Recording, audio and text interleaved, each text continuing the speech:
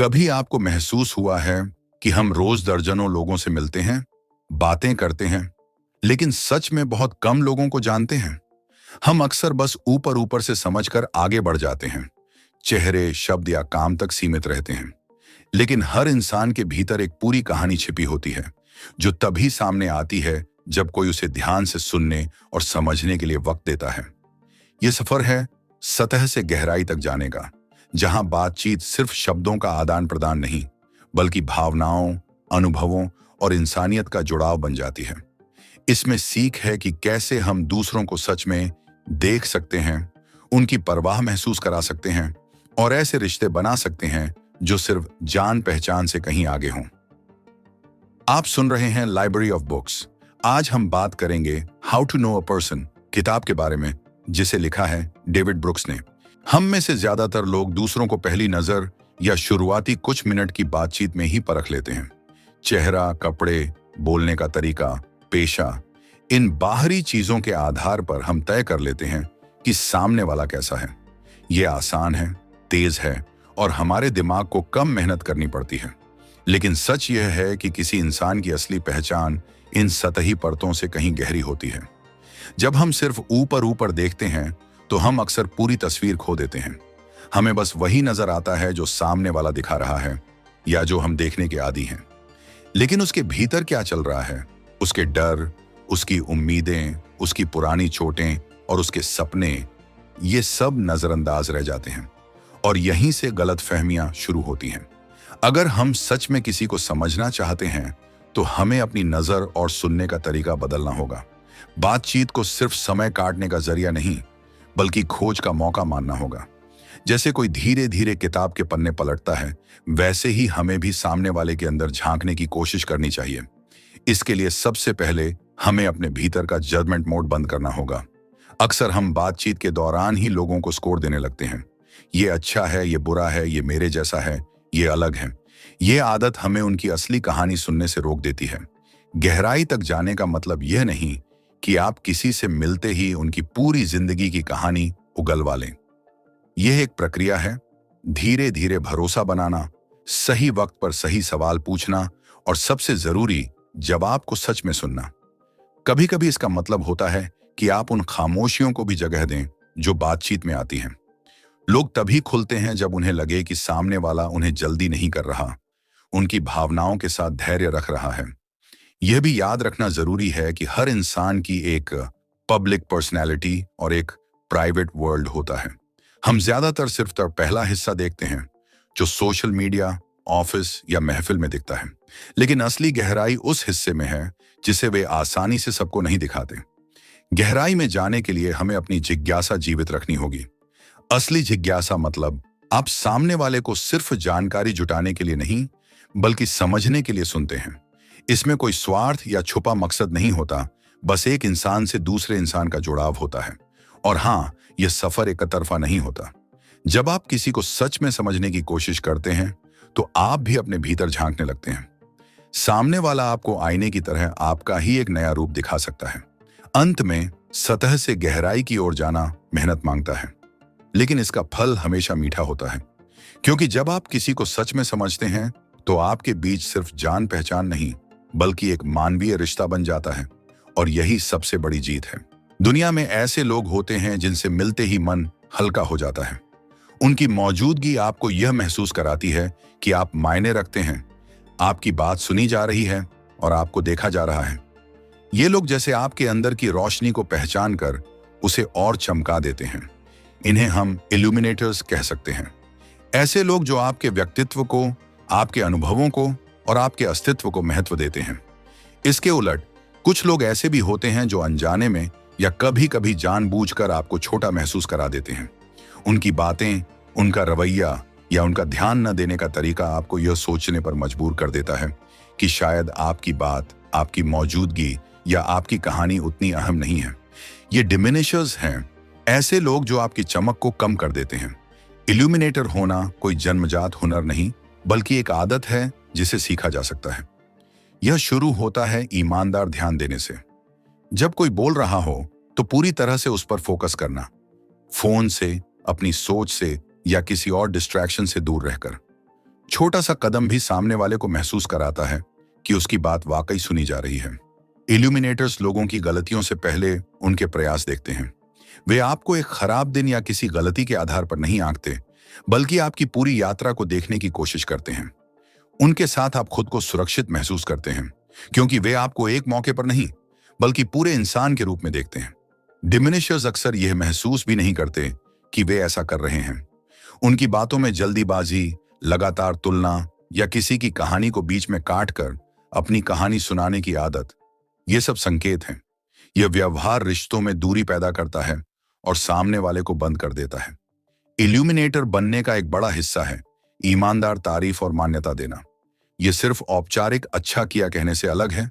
यह उस चीज को पहचानने के बारे में है जिसे दूसरे ने मेहनत से किया है, चाहे वह छोटा हो या बड़ा।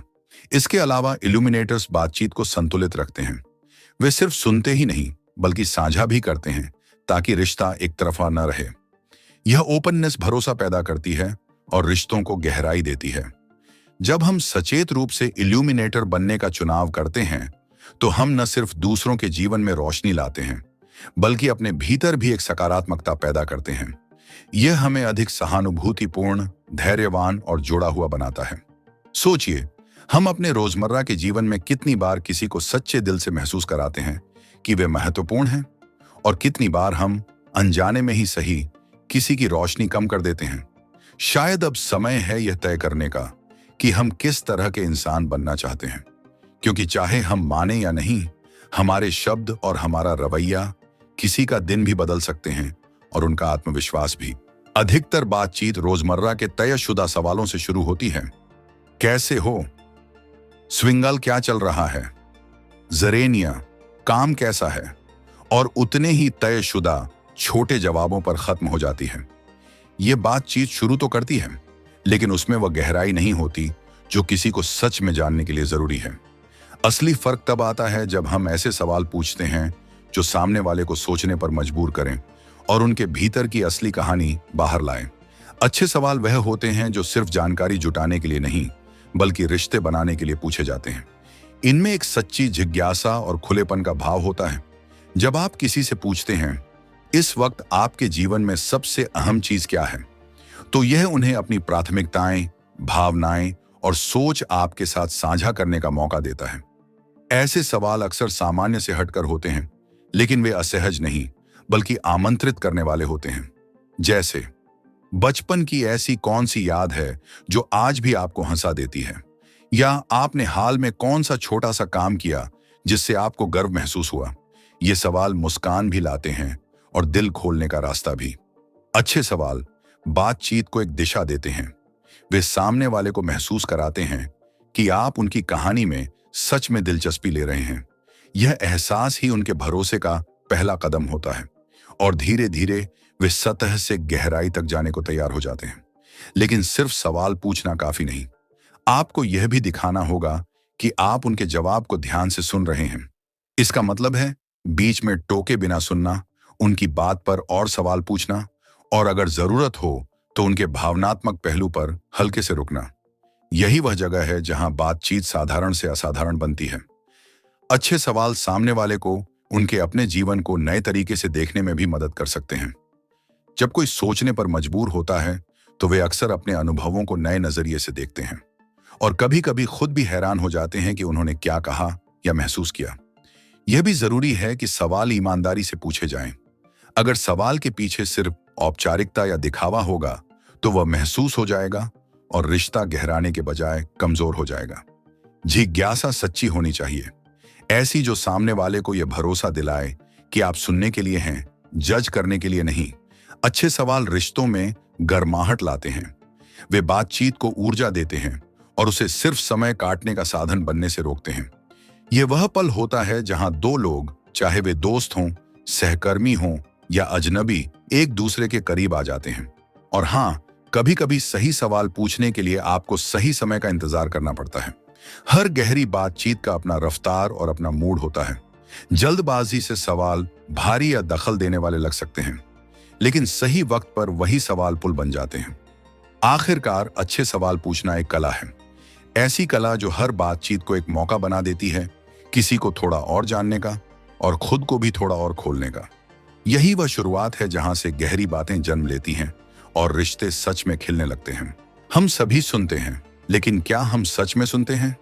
ज्यादातर वक्त हम सामने वाले की बात के बीच ही अपने जवाब के बारे में सोचने लगते हैं, या फिर दिमाग किसी और ही सोच में उलझा होता है।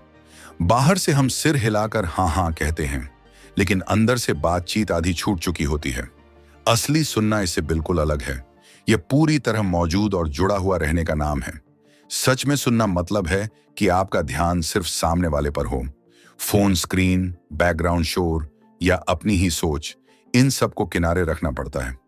यह सिर्फ कानों से नहीं, बल्कि पूरे मन और दिल से सुनने की बात है। जब आप ऐसा करते हैं तो सामने वाला तुरंत महसूस कर लेता है कि उसकी बात को महत्व दिया जा रहा है। अच्छा सुनना सिर्फ शब्द पकड़ना नहीं है, बल्कि उनके पीछे छिपी भावनाओं को भी समझना है।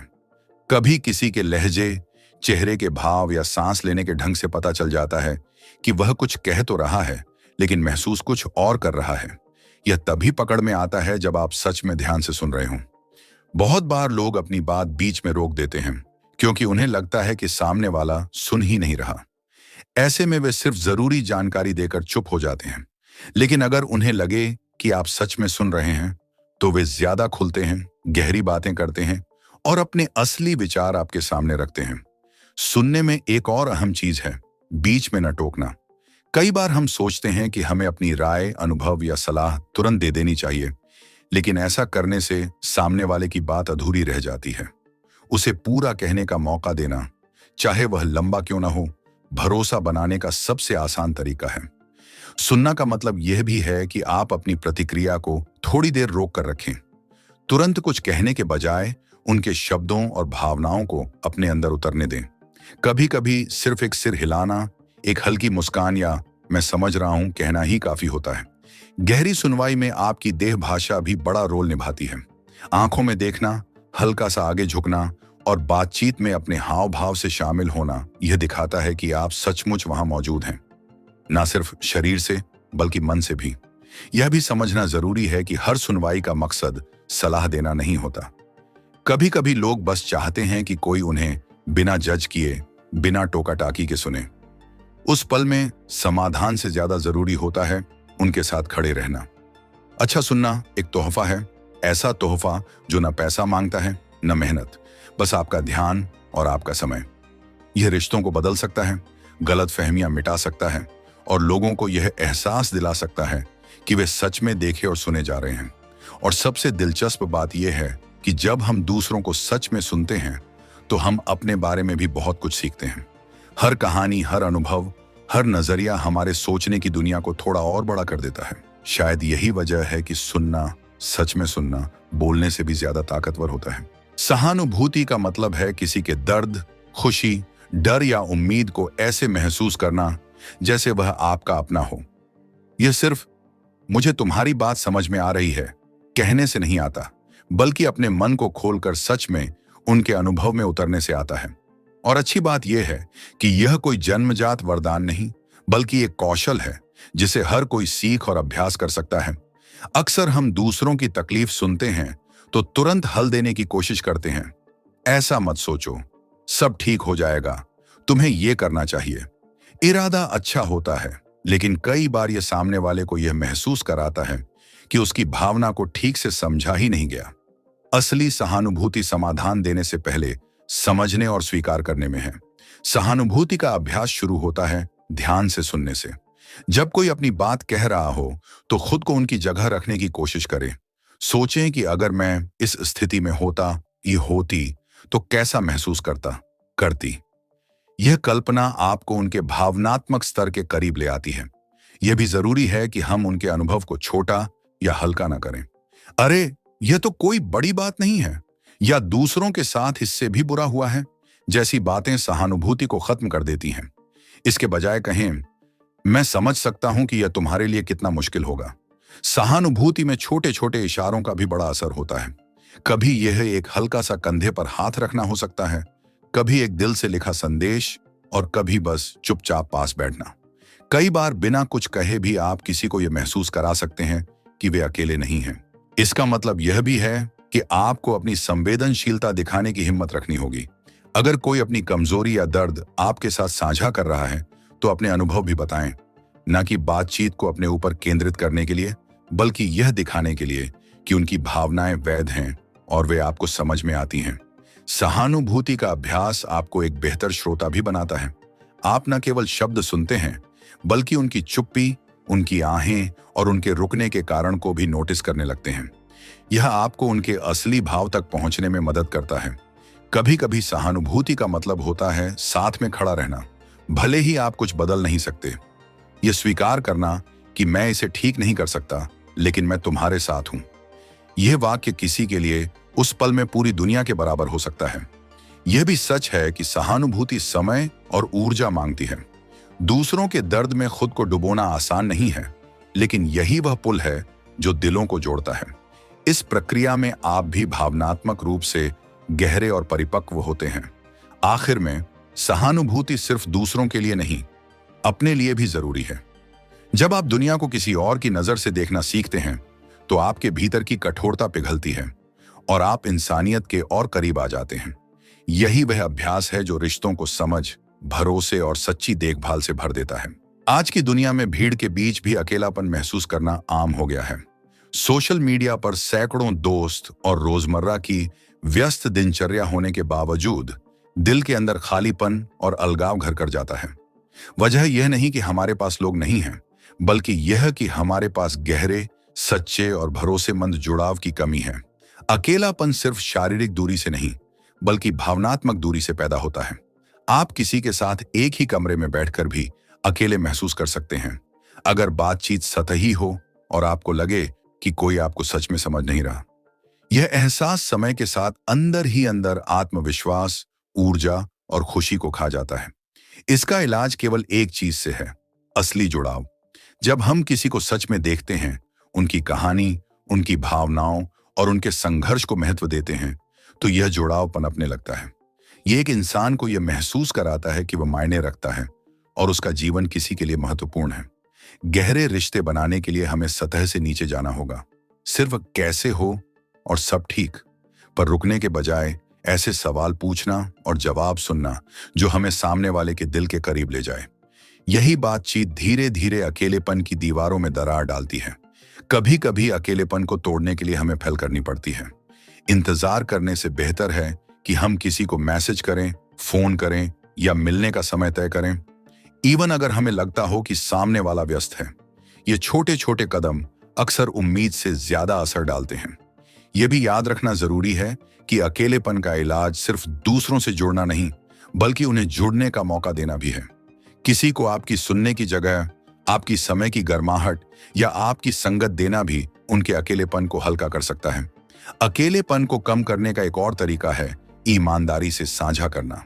जब हम अपने डर, संघर्ष या अधूरेपन के बारे में खुलकर बात करते हैं, तो हम सामने वाले को भी खुलने का न्योता देते हैं। इस परस्पर ओपननेस से एक तरह की भावनात्मक निकटता पैदा होती है जो अकेलेपन को धीरे धीरे घोल देती है। और हाँ, हर जुड़ाव तुरंत जादू नहीं करता। कुछ रिश्तों को भरोसे और समझ की नींव जमाने में समय लगता है, लेकिन अगर हम नियमित रूप से लोगों को ध्यान, परवाह और समय देते रहें, तो धीरे धीरे यह खालीपन भरने लगता है। अकेलेपन का इलाज किसी एक बड़े कदम में नहीं, बल्कि रोजमर्रा के छोटे छोटे पलों में छिपा है। एक दोस्त के साथ कॉफी, पड़ोसी से दिलचस्प बातचीत या परिवार के किसी सदस्य को दिल से सुनना। ये छोटे बीज ही आगे चलकर बड़े पेड़ बनते हैं, जिनकी छाया में दिल को सुकून मिलता है। आखिरकार अकेलापन इंसानी अनुभव का हिस्सा है, लेकिन यह स्थायी सजा नहीं है। थोड़ी पहल, थोड़ा धैर्य और थोड़ी सच्ची इंसानियत से हम न सिर्फ अपना अकेलापन मिटा सकते हैं, बल्कि किसी और की दुनिया में भी रोशनी ला सकते हैं। जिंदगी में अक्सर हम सोचते हैं कि बड़े बड़े काम ही असर डालते हैं, लेकिन सच्चाई यह है कि छोटे छोटे जेस्चर्स ही सबसे गहरा असर छोड़ते हैं।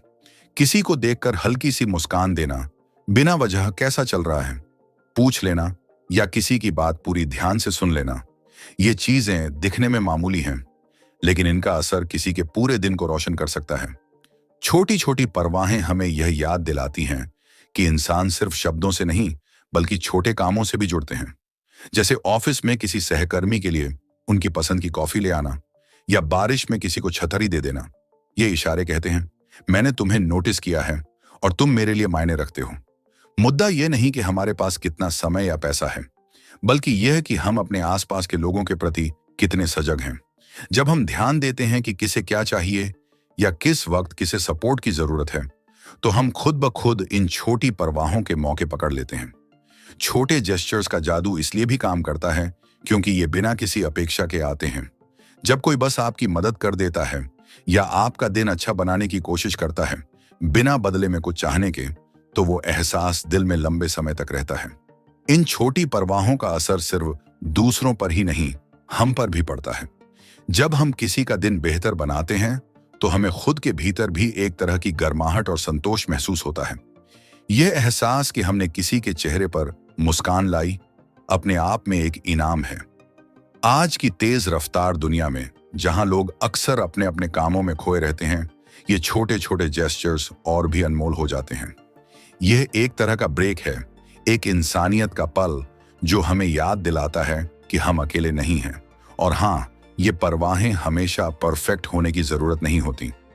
कभी कभी सिर्फ किसी को एक सच्ची तारीफ देना या उनके संघर्ष को मान लेना भी काफी होता है। असल मायने सच्चाई के होते हैं, न कि किसी बड़ी तैयारी के। जब हम इन छोटी परवाहों को अपनी रोजमर्रा की आदत बना लेते हैं तो हमारे रिश्तों में गहराई आने लगती है। लोग हमें भरोसे के साथ देखने लगते हैं क्योंकि उन्हें पता होता है कि हम उनके लिए सच में फिक्र करते हैं। आखिरकार ये छोटे काम ही बड़े बदलाव की शुरुआत होते हैं। ये जादू है, धीमा लेकिन असरदार। और सबसे अच्छी बात, कोई भी इसे कर सकता है, कहीं भी, कभी भी। बस जरूरत है थोड़ी सजगता और थोड़े दिल की। रिश्तों में सबसे मुश्किल लेकिन सबसे कीमती चीज है धैर्य। हम अक्सर चाहते हैं कि सामने वाला हमें तुरंत समझ ले, बदल जाए या वैसा व्यवहार करे जैसा हम उम्मीद करते हैं। लेकिन सच्चाई ये है कि इंसानी दिल और दिमाग अपने समय पर ही बदलते हैं और हमें उस समय को जगह देनी पड़ती है। धैर्य का मतलब सिर्फ इंतजार करना नहीं है, बल्कि इंतजार करते वक्त समझ और सम्मान बनाए रखना है। जैसे किसी पौधे को रोज खींचकर ऊपर नहीं किया जा सकता, उसी तरह रिश्तों को भी जल्दबाजी से नहीं बढ़ाया जा सकता। उन्हें पानी, देखभाल और समय चाहिए। कभी कभी हम किसी की आदत या सोच को तुरंत बदलना चाहते हैं, लेकिन भूल जाते हैं कि हर इंसान अपने अनुभव, डर और उम्मीदों के साथ जी रहा है। धैर्य हमें यह स्वीकार करने की ताकत देता है कि बदलाव एक प्रोसेस है और उसमें चुपचाप साथ देना ही सबसे बड़ा सहारा है। धैर्य रखने का मतलब ये नहीं कि हम अपनी भावनाओं को दबा दें या सब कुछ चुपचाप सह लें। इसका मतलब है कि हम सही वक्त और सही तरीके से अपनी बात कहें और फिर दूसरे को सोचने, समझने और अपनाने का समय दें। जब हम धैर्य से पेश आते हैं तो हम रिश्तों में एक सुरक्षित माहौल बनाते हैं। सामने वाला जानता है कि वह हमारी नजरों में लगातार जज नहीं हो रहा और इससे वह खुलकर अपनी सच्चाई साझा कर पाता है। धैर्य से रिश्तों में भरोसा गहराता है। लोग यह महसूस करते हैं कि उन्हें उनकी पूरी यात्रा के साथ स्वीकार किया जा रहा है, न कि सिर्फ उस बेहतर रूप में जो हम देखना चाहते हैं। आज की तेज रफ्तार जिंदगी में यह आसान नहीं है। हमें तुरंत जवाब, तुरंत बदलाव और तुरंत नतीजे की आदत हो गई है। लेकिन रिश्ते मशीन नहीं हैं, वे दिल और भावनाओं के धागों से बुने होते हैं और इन्हें सहेजने में वक्त लगता है। जब हम रिश्तों में धैर्य का अभ्यास करते हैं तो हम न सिर्फ दूसरों को बल्कि खुद को भी एक गहरी राहत देते हैं। हम सीखते हैं कि नियंत्रण छोड़कर भी जुड़ाव बनाए रखा जा सकता है। और सच मानिए, जिन रिश्तों ने समय, समझ और धैर्य की कसौटी पार की है, उनकी नींव सबसे मजबूत होती है। वो सिर्फ जुड़ाव नहीं बल्कि एक गहरी साझेदारी बन जाते हैं जो किसी भी तूफान में टिक सकती है। कई बार हम रिश्तों में इतना ध्यान दूसरे को समझने और सपोर्ट करने में लगा देते हैं कि अपनी असली पहचान छुपा लेते हैं। हमें लगता है कि अपनी कमजोरियां, डर या अधूरी बातें सामने रखने से लोग हमें जज करेंगे या दूर हो जाएंगे। लेकिन सच ये है कि सच्चा जुड़ाव तभी बनता है जब दोनों तरफ से लोग अपना असली रूप दिखाते हैं। खुद को दिखाने का मतलब सिर्फ अपनी उपलब्धियां या अच्छी बातें बताना नहीं है। इसमें अपनी कमियां, असुरक्षाएं और वो हिस्से भी शामिल हैं जिन्हें हम आमतौर पर छुपाते हैं। क्योंकि जब हम खुलकर अपनी सच्चाई रखते हैं, तभी सामने वाला भी खुलने की हिम्मत करता है। हर इंसान में एक डर होता है, क्या मैं जैसा हूं वैसे ही मुझे स्वीकार किया जाएगा? जब हम खुद को जैसे हैं वैसे पेश करते हैं तो हम दूसरे को यह मैसेज देते हैं कि मैं भी इंसान हूं, मैं भी अपूर्ण हूं। और ये ठीक है। यही पल रिश्तों में सबसे गहरी ईमानदारी लाते हैं। ये भी जरूरी है कि हम अपनी खुशियां, सपने और सफलताएं भी शेयर करें, क्योंकि जुड़ाव सिर्फ दुख और मुश्किलें बांटने से नहीं बनता, बल्कि खुशियां और प्रेरणा बांटने से भी मजबूत होता है। खुद को दिखाने के लिए भरोसा चाहिए, और भरोसा एक ही दिन में नहीं बनता, लेकिन हर छोटी छोटी बातचीत, हर ईमानदार पल उस भरोसे की ईंटें जोड़ते हैं। कभी कभी हमें लगता है कि चुप रहना और सब सह लेना रिश्ते बचा लेगा, लेकिन ऐसा करने से हम अपने अंदर की दीवारें और ऊंची बना लेते हैं। खुद को दिखाना मतलब है उन दीवारों को धीरे धीरे गिराना। जब हम खुलते हैं तो हम न सिर्फ दूसरे को अपने बारे में बताते हैं, बल्कि उन्हें यह भी सिखाते हैं कि इस रिश्ते में सच्चाई और वल्नरेबिलिटी की इज्जत होती है। यही वो माहौल है जिसमें प्यार, दोस्ती और भरोसा फलते फूलते हैं। ये प्रक्रिया हमेशा आसान नहीं होती। हो सकता है शुरुआत में थोड़ी असहजता हो, डर लगे, या सामने वाले की प्रतिक्रिया वैसी ना हो जैसी उम्मीद थी, लेकिन लंबी दौड़ में यही ईमानदारी रिश्तों को असली मजबूती देती है। आखिरकार खुद को दिखाना मतलब है कहना, ये मैं हूं पूरी तरह से। साथ रहना चाहो तो ये रिश्ता सच्चा और गहरा होगा, और ऐसे रिश्ते ही हमारी जिंदगी की सबसे बड़ी ताकत बनते हैं। एक बेहतर समाज की शुरुआत किसी बड़े आंदोलन या सरकार के बदलाव से ही नहीं होती, बल्कि हम जैसे साधारण लोगों के रोजमर्रा के छोटे छोटे फैसलों से होती है। जब हम अपने आसपास के लोगों के साथ थोड़ी और इज्जत, थोड़ी और समझदारी और थोड़ा और धैर्य दिखाते हैं, तो वही बदलाव धीरे धीरे बाहर तक फैलता है। समाज असल में लोगों का एक नेटवर्क है, और ये नेटवर्क उतना ही मजबूत होता है जितना मजबूत उसके रिश्तों का धागा होता है।